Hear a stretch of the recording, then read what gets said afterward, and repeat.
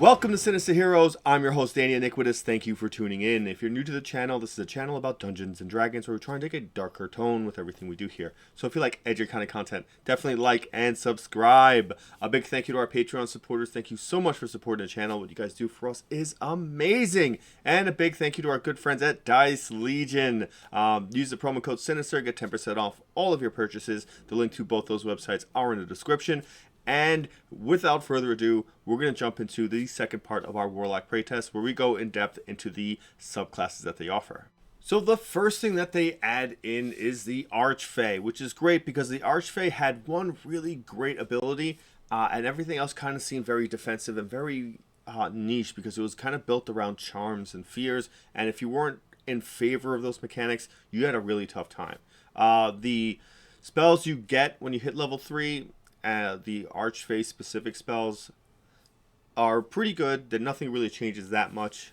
You do get Phantasmal Force, which I'm a big fan of, and Dominate Beast and Dominate Person. But the big thing is the big changes to your secondary ability, where before you had an AoE Charm or Fear, now you have something called Steps of the Fae. Your patron bestows upon you the ability to move between the boundaries of the planes. You can cast Misty Step without expending a spell slot, a number of times equal to your charisma modifier, and you regain all expended uses when you finish a long rest. In addition, whenever you cast that spell, you can choose one of the following additional effects.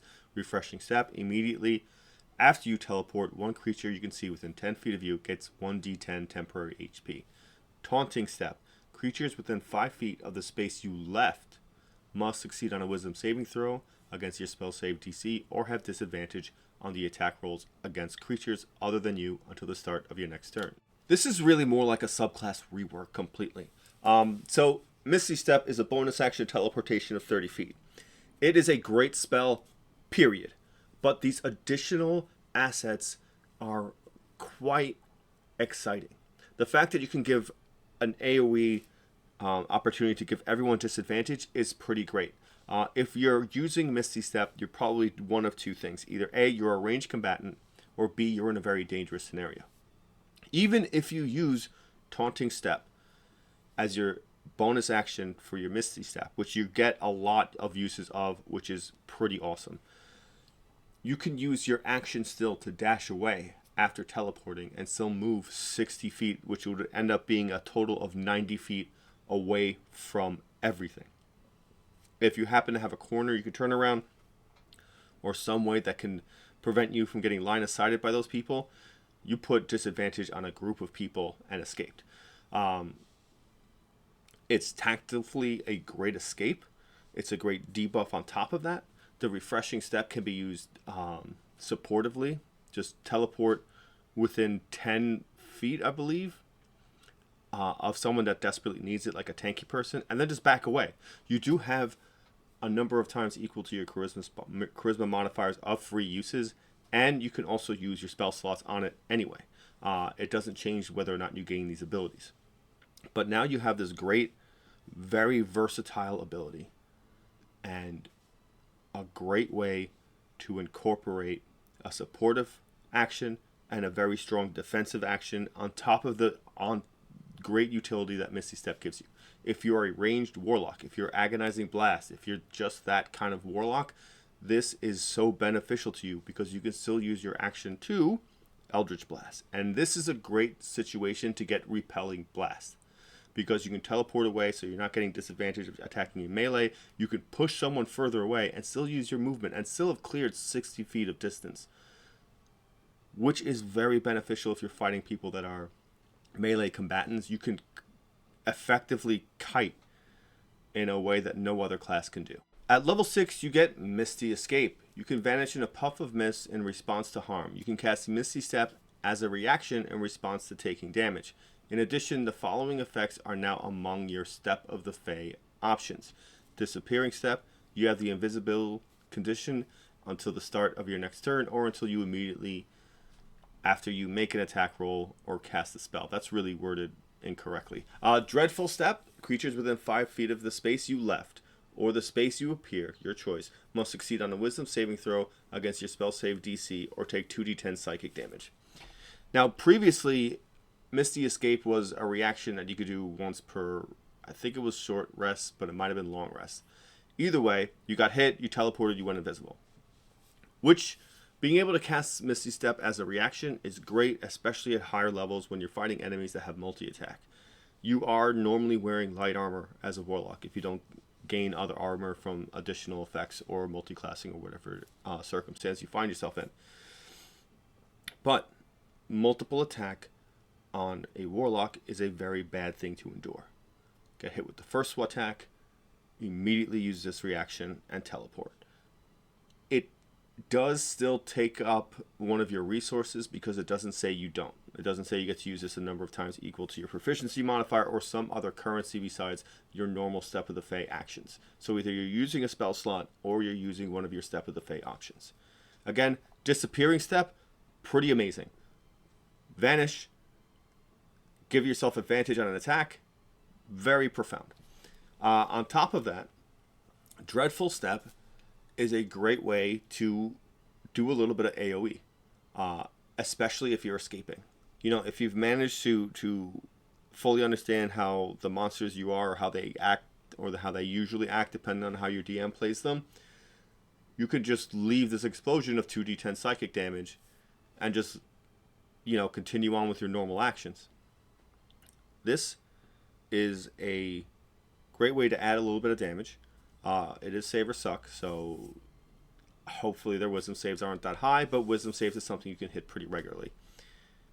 On top of that, these are additional options to Steps of the Fae, which is already giving you various options. So you can really toss up. It gives you something to think about, and it gives you a lot of cool tactics that you can use. Maybe you do want to be in melee. Maybe you do want to do things like Taunting Step or Dreadful Step on purpose. Jump in, Dreadful Step, jump out, Taunting Step, or even just use it to save somebody and move around. Like, you can be a weird, very slippery kind of character, and there are not many characters that can effectively do that to the point where you are with this, which is unique, and it really turns the Archfey like into this great trickery, mischievous kind of a character. At level 10, you get Beguiling Defense. Your patron teaches you how to guard your mind and body. You are immune to the charmed condition.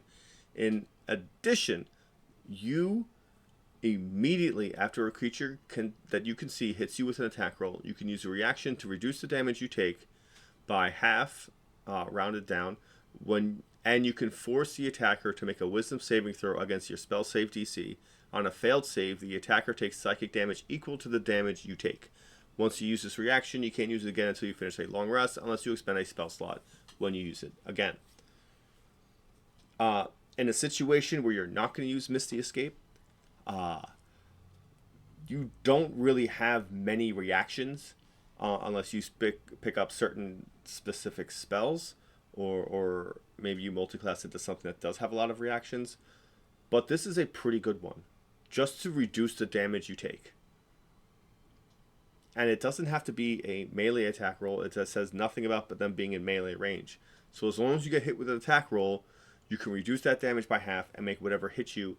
If it fails the DC, take that same amount of damage as psychic damage. And psychic damage is a great damage type because there's not many things that are resistant to it.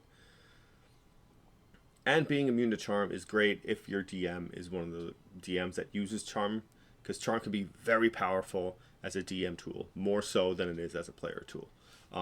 But still, that's a great defensive option. Just the fact that once per long rest, you can reduce the damage you take from an attack roll by half. That's really big. And the final ability you get as an Archfey Warlock is Bewitching Magic. Your patron bestows upon you the ability to weave your magic with teleportation immediately after you cast an enchantment or illusion spell using an action and a spell slot. You can cast Misty Step as part of that same action without expending a spell slot. That's just cool. You can do a lot with illusion and enchantment spells. The fact that you can do that and then teleport around and then gain some of these additional benefits is awesome. You can use that socially. You can use charm and then disappearing step and then just get out of dodge. Like, you are limited by your creativity with enchantment and illusion spells and the creativity of your DM. The combination of you two working together makes enchantment and illusion spells very powerful. It's a hard thing to get done right in both aspects, with it not being too overpowered and with it being very useful. But if you have a DM that's willing to work with you and you want to try and do things you've never seen done, because nobody ever really invests a lot into these kinds of spells, but there is a lot of great things you can do with them. So taking the time to learn them and then being able to incorporate that into an actual game is a really exciting thing. First off, because it's something you never see, and it's dynamic and it's different, and social experiences are now these unique, wonderful, challenging, unpredictable events. With this, you can now take that onto a newer level. It's usable in combat, it's usable in social situations, and the more creative you are and the more time you spend thinking about this ability and thinking about this in conjunction with some of your other spells and abilities, you can really come up with a lot of out-of-the-box options and do some cool stuff that no other class can really do. And that's a heavy investment to get to level 14 with one class, so you do get something very cool for it. The Celestial Warlock didn't actually go through a lot of changes. Don't get me wrong. Again, I hate supporting. I hate healing. It's not really my thing. I don't like to do it. But I'm very appreciative and very grateful for the guys out there and girls out there that really like playing classes like that and being that kind of a player. It does make a huge difference when you have characters like that in your party and when you don't. And you are very, very impactful, and I'm grateful to have you around. Again, not my bag of tea. I don't ever really enjoy that. It's not something I really want to do. I'll do it if I have to, but not my favorite option. That being said, the Celestial Warlock has everything you already need because of Healing Light. It gives you resistance to radiant damage at level 6. Celestial Resilience gives you temp HP to you and your party. The only difference is now it works with Magical Cunning, so when you regain half of your spell slots, you now also gain this ability. So it only takes a minute, so it's a great way to beef up really quickly before another combat. Outside of that, the Celestial Warlock is still the same. It's powerful, it's great, it's effective. It's just not my cup of tea. The Fiend Pack Patron. One of the classic, one of the favorites, one of the strongest versions of the Warlock, period. It is great. It's very, very strong. And one of my favorites. That because I like tieflings a lot. But most of it stayed exactly the same. The only big changes is Dark One's Blessing also works if someone else defeats an enemy within 10 feet of you. So it does encourage you to be a melee kind of warlock, which is cool, because I like that anyway. And I was a big fan of being a Pact of the Blade, Fiend Patron Warlock anyway, since Jump Street. But it does give you a reason to be like kind of a skirmisher, so you can continuously gain that Dark One's Blessing, because it's effective. It's very strong, especially in early games where lower levels those combats are very deadly, or can very easily turn deadly. But being able to continuously regenerate temporary hit points throughout a combat does make you very tanky, and it does give you a cool bunch of support options for your own sustainability, which is great. But everything else basically stayed exactly the same. But you can now, at level 14, with Hurl Through Hell, which is great that it's a lower level. If you've already used it, you can reuse it again if you expend a 5th level spell slot. And you can only do this once per turn. But you can now get more uses out of it, which is pretty awesome. The Great Old One. Let me tell you, once 1D&D drops, you're going to see a lot of this subclass. I think this is a huge improvement. I think it's awesome. And I think they really just upped it a lot. So first and foremost, you get Awakened Mind, which is just exactly the way it was before. The cool thing about Awakened Mind is you don't need to share a language with the other entity that you are connecting telepathically. As long as it can speak, it can understand what you're saying. And it's a bonus action, and you can communicate with anything a certain amount of miles equal to your charisma modifier. It's a great way to communicate. Considering you don't need to know a language, you can communicate with things that aren't normally encountered. Anything that has a sentient being, even if you don't speak the language, you can communicate with. Which means lacking the need to speak with a voice does give way to the conversation of, does somebody know I'm talking to them specifically if they're just hearing my voice in their head? And it's not even a language, it's just kind of guttural utterance that they used previously, where it's just like sound that's just like being translated to their understanding. Does that work? Because you can also communicate in languages they don't know if you know other languages. So it does give you a reason to have that conversation, which definitely augments social circumstances and political intrigue and heavy RP campaigns, which the Great Old One is fantastic for. Also, at level 3, you gain another ability. So when you cast a Warlock spell that deals damage, you can change its damage type to Psychic. In addition, when you cast a Warlock spell that is an enchantment or illusion, you can do so without verbal or somatic components. So you do have subtle spell on enchantment or illusion spells. That is a very big thing. That greatly changes the circumstances of the world around you. Subtle spell is amazing for social interactions. Charm person has a heavier weight for you. It's very, very cool that you can do that. The fact that you can change damage types to Psychic is more so a very lore-esque kind of a feeling, because Great Old Ones are like Cthulhu and Cosmic Horror and things like that have this very, if you knew or if you communicate, there's a chance that you'll go completely mad. And that's a very cerebral kind of fear. And you get to use that, and everything you do deals psychic damage. It's a very, like right off of Jump Street at level 3, you have so much to draw inspiration towards and to pull you together into being this cool entity. I like that a lot. It's really flavorful, and it makes the Great Old One seem so much more unique in comparison to the other Warlocks. And I really like that differential and that difference to it. At level 6, you gain an ability called Clairvoyant Combatant. You learn to read the attacks of the minds you touch. When you form a telepathic bond with a creature using your awakened mind, you can force that creature to make a wisdom saving throw against your spell save DC. On a failed save, the creature has disadvantage on attack rolls against you, and you have advantage on attack rolls against that creature for the duration of the bond. When you use this feature, you can't use it again until you finish a short or long rest, and you can also restore a use of it by expending a spell slot of 2nd level or higher. Now, Awakened Mind lasts for a number of minutes equal to your Warlock level. So at 6, you have 6 minutes for this. In a combat, 6 minutes is a huge amount of time. I believe that's 60 turns.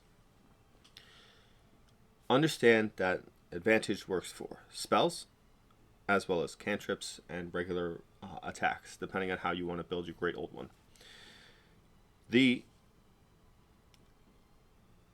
ability to force a creature to make a saving throw against your spell save DC is really where the uses comes from. Because you can just put Awakened Mind on anything. It's just on constantly. I like the idea that you can taunt somebody in combat with it. It kind of leans towards that kind of mentality where you can consistently be like demeaning or confusing to the enemy, and they don't really know, because depending on how you're speaking to them through your Awakened Mind, it could be different than just talking normally. That is a big, big save for them to fail. Even just for the fact that there is no concentration.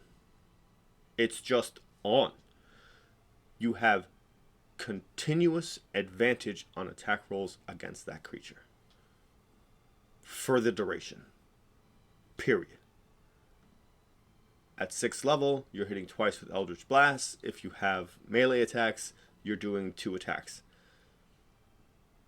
It is very strong. It gives you a consistent availability to do a lot of different things. On top of the fact, any spell attack rolls you make will also have advantage because they are still attack rolls. And it has disadvantage on hitting you. You're going to want to throw this on every time you get the chance. The fact that it's once per short rest is huge. And then on top of that, by the time you get it, you have spell slots of level 2 higher because of pact magic. So you do have a variety of different uses or different ways to accumulate more uses of that ability. At 10th level, you're going to gain 2 abilities. You get Thought Shield, which is exactly the same way it was previously, where you cannot have your mind read by telepathy or other means unless you specifically allow it. You also have resistance to psychic damage, and whenever a creature deals psychic damage to you, that creature takes the same amount of damage that you do. Super niche, very, very specific to certain kinds of campaigns and certain kinds of enemies that would actually really get involved in what your character is doing. Also at level 10, you get Eldritch Hex. Your alien patron grants you a powerful curse. You always have the Hex spell prepared, and when you cast Hex and choose an ability, the target also has disadvantage on saving throws of the chosen ability for the duration of the spell. That means, at 10th level, you can Eldritch Hex, then make Wisdom the disadvantage saved, and then put on Clairvoyant Combatant with Awakened Mind on the next turn. Both Hex does not have a save. It's just added on. The fact that you can give someone disadvantage on saving throws is very big. There's not many spells. There's not many abilities that even come close to being able to do that. It is very strong. It goes wildly under the radar. People aren't losing their minds over it already. There are not many ways to put disadvantage on enemy monsters on their saving throws. You need specific skills, specific abilities just to force that, or certain ways to make them re-roll or whatever it is. But to have that, and then if you threw Bane on them or something like that, that is a huge disadvantage for enemy casters. The final Great Old One ability you get is a rework of Create Thrall. Your patron grants you the ability to manifest a part of itself. You always have the Summon Aberration spell prepared. This comes from Tasha's Cauldron of Everything. When you cast the spell, you can modify it so it doesn't require concentration.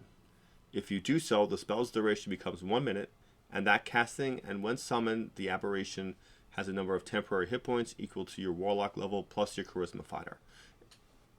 In addition, the first time each turn the aberration hits a creature under the effect of your Hex, the aberration deals psychic damage to the target equal to the bonus damage of that spell. So, Hex, you'll already have on, and that's kind of going to be the purpose of doing this. Create Thrall, you will have a very beefy aberration on your side. It will deal additional damage on top of the different abilities you can put out with Summon Aberration. So be very mindful of what you're choosing because there are a couple of different options. Definitely read through it so you can understand to the full extent what you're doing. But it also gains the benefit of your Hex damage for 1 extra turn. So it adds on a lot of damage. And it's an extra character on the board under your control. So you do have more attacks going towards the enemy. It's another thing to hit, so that way you don't get hit. And you're not concentrating on it. That with the combination of already having Hex on it, which means you probably already have Clairvoyant Combatant on it, you're really in a situation to mangle opponents pretty effectively. I like the Great Old One as a ranged combatant. I think it works very well. I think Eldritch Blast is more unique of a fit for this kind of a character. I think it works well. Instead of it just being a beam of cackling energy, it could just be an invisible beam that just causes psychic fractures. I like that.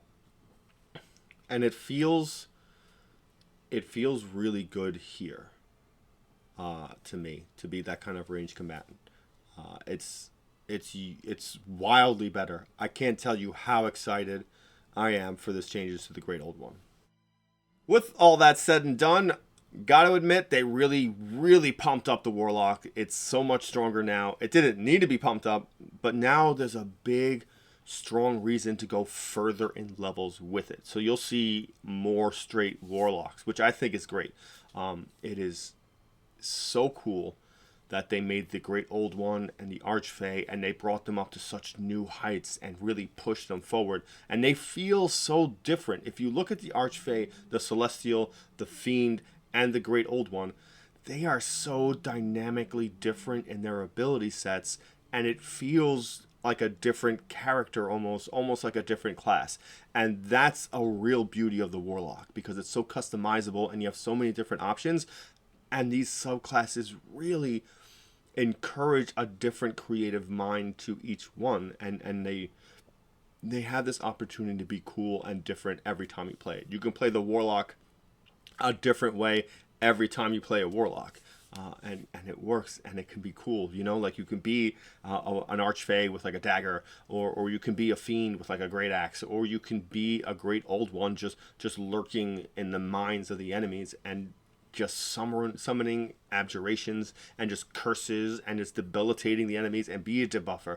Like, it's nice when a class has that much versatility that it can feel different and almost feel new every time you play it. And that's the reason why I love the Warlock. It's so many creative uses. It now encourages you to contact your patron because of the level 9 abilities. Like, they really took a lot of my favorite things about how I theorized the Warlock, and they happened to put a lot of it into paper, and then they happened to buff some of the subclasses that people didn't like. Like, I'm so happy that they did so much great for my Warlock, and they made it a way that people are encouraged to just be the Warlock and not be the Warlock just for a level dip. And the fact that you can still have eldritch invocations just as a feat means you don't have to dip into actually being a Warlock. You can just now use charisma for your attacking modifier, or wisdom, or whatever, and then just be done with it.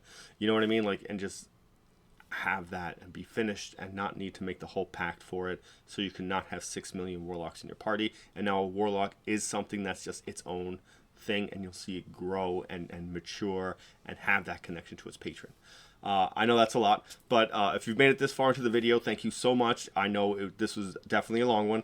Definitely hit that like and subscribe button. A big thank you to our Patreon supporters. We love you guys. Thank you so much for supporting the channel. If you want to support the channel, check out the link in the description, as well as the link to our good friends at Dice Legion. Use the promo code Sinister, get 10% off all of your purchases, and thank you for giving a spooky kid a chance.